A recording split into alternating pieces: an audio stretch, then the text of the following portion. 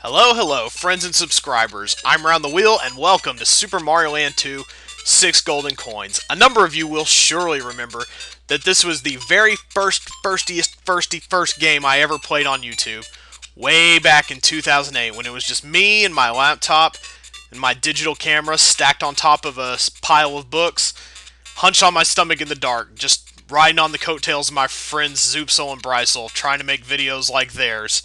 And so, time has passed, events have transpired, and now we've come full circle once more. And now we're playing this game again with marked upgrades in recording technology and commentating ability.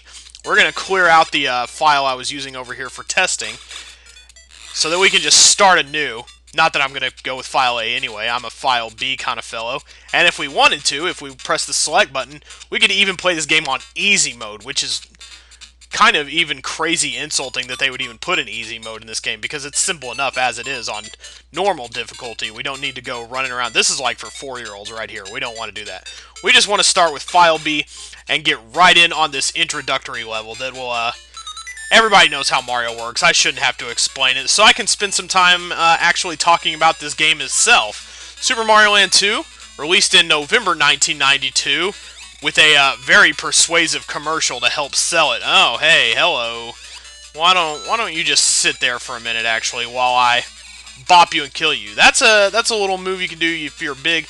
You jump and press down, and Mario does this kind of spin. It's not quite a ground pound, but it serves the same purpose, and it's unique like that, which I think you'll find about a lot of things in this game, which is kind of the crux of what I'm going to get to here. But Mario Land 2 was released in 1992, right around Christmas time, and the commercial was very persuasive to 8-year-old Round the Wheel. Very, very persuasive, because it featured a new character, Wario, who debuted in this game. Wario is the main bad guy in this game, and this is his first appearance in a... Whoa.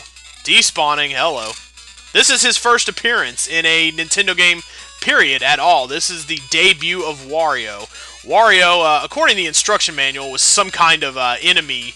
He used to be a friend of Wario's in childhood, but he got kind of jealous of Mario and became his enemy later on. I had it in my head that somehow Wario was Mario's cousin, but I think that's just my imagination getting carried away. Alright, star time. Let's get killing, because we can get some easy 1-ups for this. After 4 enemies, every enemy you hit is a 1-up, and I want to get trucking. You can get 3 1-ups out of this if you're good. Yeah, there we go. Already 9 lives to start our adventure. But yeah, Wario is the bad guy. And that's kind of obvious from the fact that the W is the M turned upside down. There's that connotation of crookedness there that indicates, you know, something's kind of off kilter. Here's something fun to do right here. Pop, pop, pop, pop, pop, pop. I like to do that whenever possible. But yeah, you've got the upside down W to indicate that he's the bad guy. But more than that, there's actually some etymology behind it. Wario is derived from the Japanese word warui, which means bad, or sometimes inferior. There's our checkpoint, our little midway. Wow. Man, I forgot how easy it was to adjust the screen up and down. That's awesome. You just hold the B button, basically, and up or down, up or down. It's really easy. Wow. I had forgotten you could even do that.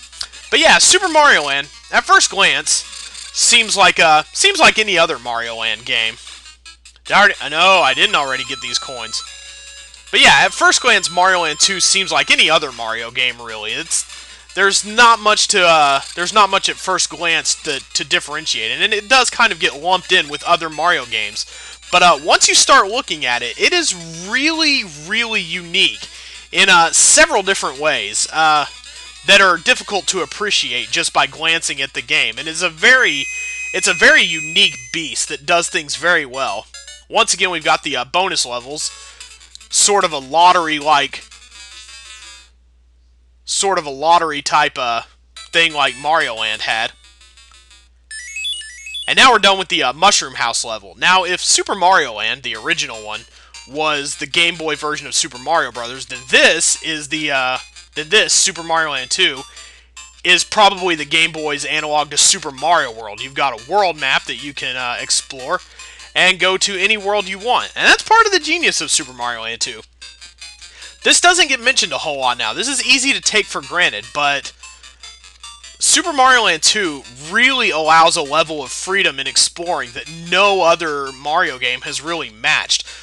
The closest one I can think of off the top of my head is Super Mario 64, but even then you weren't given free reign to explore the entire world right from the beginning. I mean, we had to play that one simple little Mushroom House level right there, but now we can pretty much explore anything in any order we want, except for Wario's Castle, which we have to do last. Um, but yeah, you can do anything in any order you want. And that's part of what makes Super Mario Land 2 so unique, is that no other game allowed you to do that.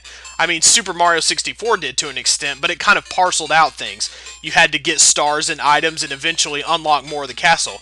Here, we have pretty much 95% of the world at our disposal to play in any order we want. We've got the Pumpkin Zone, the Mario Zone, a giant mechanical Mario, the Turtle Zone, which takes place inside a turtle's mouth under the sea, the Tree Zone, and this little hippo guy over here, this hippo statue up the cliff, will eventually lead us to the Space Zone, predating Mario Galaxy by a good 15 years or so, 14, 15, and the Macro Zone, more accurately the Micro Zone, but I wasn't in charge of naming it, so there. And we can also push the start button, or maybe select. There's some way I thought we could look around the world map.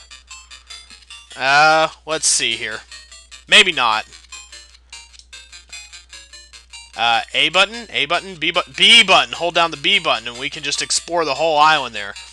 But yeah, as I was going through those locales, you probably thought some of them, many of them, if they haven't appeared in a Mario game previously, where else was there a zone where you got to be small Mario?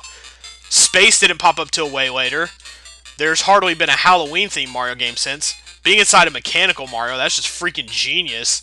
And, I mean, there have been plenty of water levels, but getting to them by way of a giant turtle was practically unheard of at this point.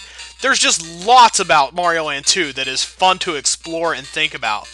And as we go through the game, I'll be highlighting a lot of those subtle differences, but for now we're only going to play one more level. And it's this lone level on the map right here. It's a real shorty, and it's not really... It wouldn't really have fit in with any of the other worlds. Its presence is kind of odd, I think. I think they really just set it here so that you could round up the number of levels in the game to 32, which is how we'll know we have a perfect file if we go to the file select screen and we see 32 there. But this is a really short scrolling level right here. And we can get some 1-ups out of it if we know where there's a certain item to be found. And I do know where that certain item is, so it should be coming up pretty soon. There's no pits or anything. This is a really simple one. All you do is just hit enemies in the face as the screen scrolls. And here is the star that we need to get 1-ups. It's in an invisible block next to another block. Just keep pressed up against the right-hand side of the screen, and we should be able to get 3 1-ups out of the deal. There is a pretty unreasonable amount of... There we go. Just barely got it. Okay, I pushed that invincibility song to its very limit. But, yeah... Notice the bar along the bottom of the screen, our little status bar here. We've got lives, obviously. Lives are easy to come by. But there are a couple of unique things in this game. As we kill enemies, you'll see a small counter next to the timer going up. It's at 35. We've killed 35 enemies already. When we get 100 enemies, a star will appear from the top of the screen, and we'll get some invincibility and a chance for 1-ups. That's the only reward we get for 100 in this game. You'll notice that the coin counter next to it has 3 digits. It will actually go above 100, which is something else you don't really see in a Mario game, and you'll be seeing really soon because we already have 92 coins. But you don't get 1-ups for getting 100 coins in this game.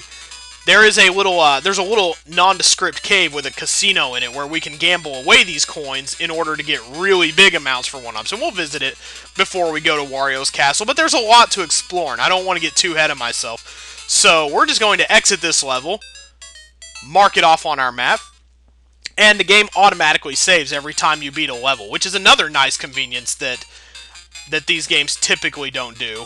Mario 64 did it, I think, once again. Now they basically do it whenever you get a star. You don't really have to save on your own. You just turn off the game and it remembers how many stars you had. But back then, this was pretty big. You didn't have to do a save function or anything. It just remembered that you had beaten a certain amount of levels, and when you go to the file select screen, You know, I think it even may have stockpiled the number of coins you had, if not lives. But next time, we will start exploring just how unique this little game is. We're going to do one world a day going clockwise from the tree zone.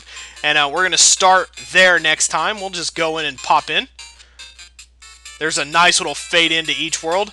And next time, you see 1, 2, 3, 4, 5 levels. Yeah, that's a pretty good clip. The levels are fairly short and fairly easy in this game. I think it won't be too much to do a world a day. But we'll just get on with it next time and start exploring just what makes this little game so unique and a great entry in the Mario canon. I'll see you guys next time.